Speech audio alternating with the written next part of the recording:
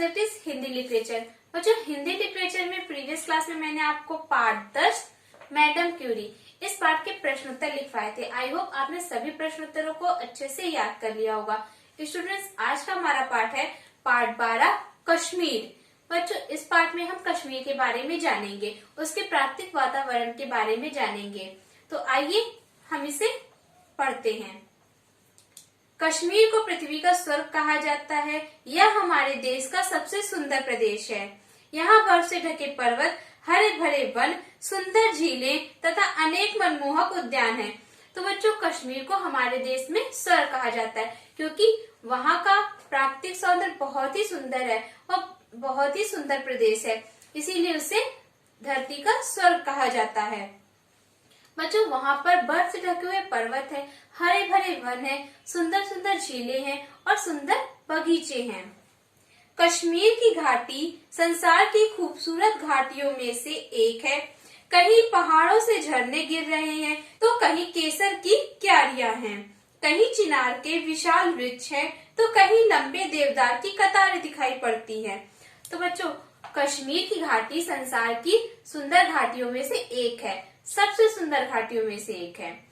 और बच्चों वहाँ पर आप देखेंगे तो कहीं पर आपको पहाड़ों से झरने गिरते हुए दिखेंगे तो कहीं पर चिनार के बड़े बड़े वृक्ष दिखाई पड़ेंगे, कहीं पर आपको केसर की क्यारियां दिखाई पड़ेंगी। वहाँ पर केसर होती है तो वहाँ पर केसर की ढेर सारी आपको क्यारियां दिखेंगी, यानी पौधे दिखेंगे, पेड़ दिखेंगे। और कहीं पर आप देखेंगे तो देवदार के लंबे पेड़ों की कतारें लगी हुई रहती है, यानी ढेर सारी पंक्तियां लगी हुई होती हैं। सारी घाटी फल फूलों से लदी पड़ी है। ऐसा जान पड़ता है मानो सारा कश्मीर ही एक बहुत बड़ा बाग है।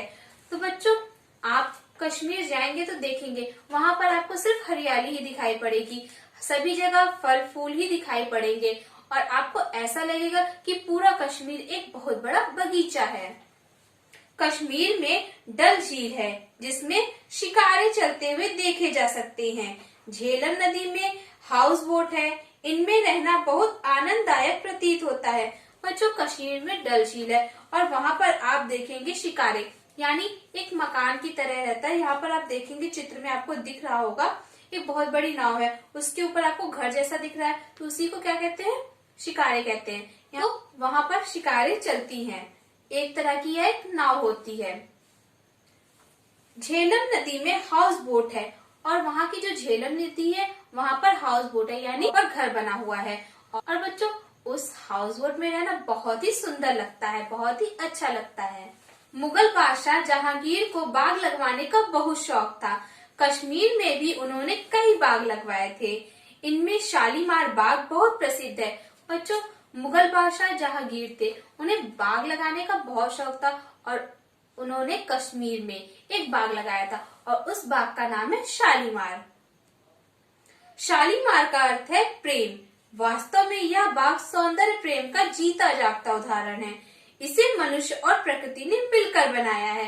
बच्चों शालीमार का अर्थ होता है प्रेम और जो शालीमार बाग है वह सौंदर्य प्रेम का बहुत ही अच्छा उदाहरण है, यानी सजीव उदाहरण है। शालीमार बाग सीढ़ीनुमा बाग है। इसमें लगे हुए आड़ू, बादाम, खुबानी और चेरी के पेड़ बहुत सुंदर लगते हैं। लाल लाल सेब देखकर किसका जी नहीं ललचा जाता। बच्चों जो शालीमार बाग है वह सीढ़ीनुमा है, यानी जैसे आपने सीढ़ियों को देखा है वहाँ पर जो पेड़ पौधे लगे वो सीढ़ीनुमा है, यानी नीचे फिर उसके ऊपर एक ऐसे ही सीढ़ी की तरह वहाँ पर पेड़ पौधे लगे हुए हैं। और यहाँ पर बच्चों आड़ू, बादाम, खुबानी, चेरी इनके पेड़ आपको दिखाई पड़ेंगे। पेड़ों पर सेब ही सेब दिखाई देते हैं, पत्तों का कहीं नाम नहीं। बाग के बीचों बीच एक नहर है, यह एक एक सीढ़ी उतरती हुई डल झील में जा गिरती है। इसे देखकर ऐसा लगता है मानो छोटा सा झरना हो।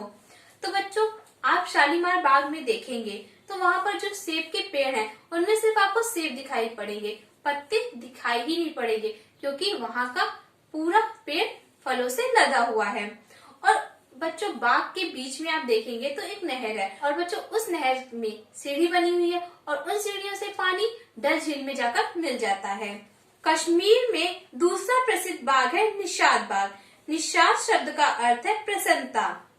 बच्चों, जैसे शालीमार बाग है कश्मीर में, वैसे ही एक और बहुत प्रसिद्ध बाग है और उसका नाम है निशात बाग। निशात का अर्थ होता है प्रसन्नता यानी खुशी। यह बाग सचमुच दर्शकों का मन मोह लेता है। इसे शाहजहां की बेगम के पिता आसफ जहां ने लगवाया था। यह बाग भी सीढ़ी नुमा है। तो बच्चों, आपने पढ़ा कि शालीमार की तरह ही एक और बाग है निशात बाग, यह भी बहुत प्रसिद्ध है। और इसे किसने बनवाया था?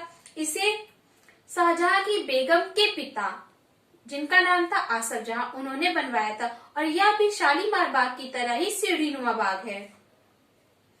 बागों के बीचों बीच छोटे छोटे तालाब हैं। बाग की क्यारियों में रंग बिरंगे फूलों की छटा मनोहारी है। और बच्चों, जो निशात बाग है उसके बीचों बीच देखेंगे तो बहुत छोटे छोटे कई सारे तालाब हैं और बाग में रंग बिरंगे फूलों की बहुत सारी क्यारियां हैं। कश्मीर की राजधानी श्रीनगर है। ये दोनों बाग श्रीनगर के निकट ही हैं। श्रीनगर में चश्माशाही का मनोरम दृश्य भी देखते ही बनता है। बच्चों, कश्मीर की राजधानी है श्रीनगर और ये जो दोनों बाग है वह श्रीनगर के निकट यानी श्रीनगर के पास में ही है, उसकी राजधानी के पास में है। और श्रीनगर में बच्चों चश्माशाही का मनोरम दृश्य भी देखते बनता है। एक जगह है चश्माशाही और वहाँ का दृश्य बहुत ही सुंदर है। कश्मीर में गुलमर्ग, खिलनमर्ग, सोनमर्ग तथा पहलगाम भी दर्शनीय स्थल है। बच्चों, जिस प्रकार निशात बाग, चश्माशाही, वैसे ही बच्चों गुलमर्ग, खिलनमर्ग, सोनमर्ग तथा पहलगाम भी बहुत ही दर्शनीय स्थल है, यानी वहाँ भी बहुत देखने योग्य स्थल हैं। पहलगाम से होकर ही अमरनाथ की यात्रा का मार्ग जाता है। और जो बच्चों जो अमरनाथ की यात्रा की जाती है उसका रास्ता पहलगाम से ही होकर जाता है। अमरनाथ की गुफा में बर्फ से शिवलिंग अपने आप बन जाता है। बर्फ के शिवलिंग के दर्शन करने के लिए भारी संख्या में लोग प्रतिवर्ष देश के कोने कोने से यहाँ पहुँचते हैं। तो बच्चों, जो अमरनाथ की गुफा है वहाँ पर जो शिवलिंग है आपको पता ही कि वो बर्फ का बना होता है और वह बर्फ का अपने आप बनता है, उसे कोई बनाता नहीं है, वह स्वयं ही बनता है। और बर्फ के शिवलिंग के दर्शन करने के लिए देश देश से बहुत से दर्शनार्थी प्रतिवर्ष वहाँ जाते हैं। कश्मीर दस्तकारी के काम के लिए भी प्रसिद्ध है। यहाँ सुंदर कढ़ाईदार शालें, कालीन तथा लकड़ी की कलाकृतियाँ प्रचुर मात्रा में मिलती हैं। कश्मीर का केसर भी बहुत प्रसिद्ध है। बच्चों, दस्तकारी का अर्थ होता है हाथ से बनाए हुए सामान। तो कश्मीर हाथ से बनाए हुए सामानों के लिए बहुत प्रसिद्ध है। इनमें कढ़ाईदार शालें, कालीन और लकड़ी की कलाकृतियाँ यानी लकड़ी के सामान बहुत ही प्रचुर मात्रा में वहाँ पर बनाए जाते हैं और मिलते हैं। और कश्मीर केसर के लिए भी बहुत प्रसिद्ध है। आपने स्टार्टिंग में ही पढ़ा है कि कश्मीर में केसर की क्यारियां हैं, तो वहाँ पर केसर बहुत मात्रा में होती है, इसीलिए वह केसर के लिए भी बहुत ही प्रसिद्ध है। तो बच्चों, यह था हमारा पाठ। आई होप आपको समझ में आ गया होगा कि कश्मीर में क्या क्या देखने योग्य स्थल है, क्या क्या वहाँ पर उगाया जाता है। तो बच्चों, इस पाठ को आप एक बार फिर से पढ़िएगा जिससे आपको यह अच्छे से समझ में आ जाए। जब तक आप इसे खुद रीडिंग नहीं करेंगे तो आपको नहीं। स्टूडेंट्स, पाठ को पढ़ने के बाद अब आते हैं हम कॉपी वर्क पर। तो बच्चों, आपको हिंदी लिटरेचर की कॉपी में नए पेज पर क्या लिखना है? पार्ट 12 कश्मीर, और साइड कॉर्नर पर आप डेट डालेंगे। जब भी आप कोई कार्य स्टार्ट करेंगे तो आपको डेट जरूर डालना है। इसके बाद सारांश लिखेंगे। इस पाठ का सारांश क्या है हमारा? इस पाठ में हमारे देश की उत्तर दिशा में स्थित कश्मीर राज्य का वर्णन है।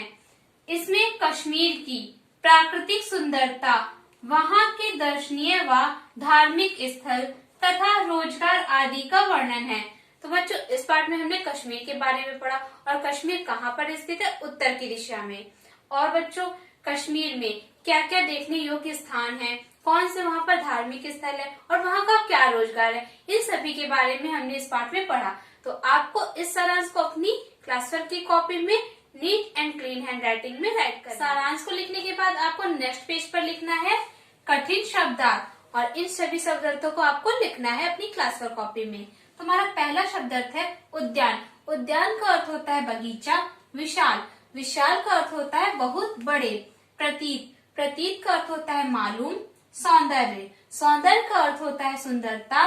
प्रकृति, प्रकृति का अर्थ होता है कुदरत। मनोहारी, मनोहारी का अर्थ होता है मन को हरने वाली या फिर सुंदर। दर्शक, दर्शक का अर्थ होता है देखने वाला। निकट, निकट का अर्थ होता है पास। दर्शनीय, दर्शनीय का अर्थ होता है देखने योग्य। प्रचुर, प्रचुर का अर्थ होता है अत्यधिक। स्थल, स्थल का अर्थ होता है जगह। मनोरम, मनोरम का अर्थ होता है मन को अच्छा लगने वाला। तो बच्चों आपको इन सभी शब्द अर्थों को अपनी क्लास वर्क कॉपी में नीट एंड क्लीन हैंडराइटिंग में करना है। इसके बाद बच्चों आते हैं हम होमवर्क पर। तो बच्चों आपको होमवर्क में क्या करना है, आपको होमवर्क में इन सभी शब्द अर्थों को याद करके 2 बार अपनी होमवर्क की कॉपी में लिखना है और साथ ही साथ बच्चों आपको किन्हीं 5 कठिन शब्दों का वाक्य प्रयोग करके उसे भी अपनी होमवर्क कॉपी में लिखना है। तो आप किन्हीं 5 कोई भी इसमें से 5 जितने मैंने आपको लिखवाए हैं इनमें से कोई भी 5 जो आपको अच्छे लगे उन शब्दों को चुनिएगा और उसका वाक्य प्रयोग करिएगा और उसे अपनी होमवर्क कॉपी में लिखिएगा।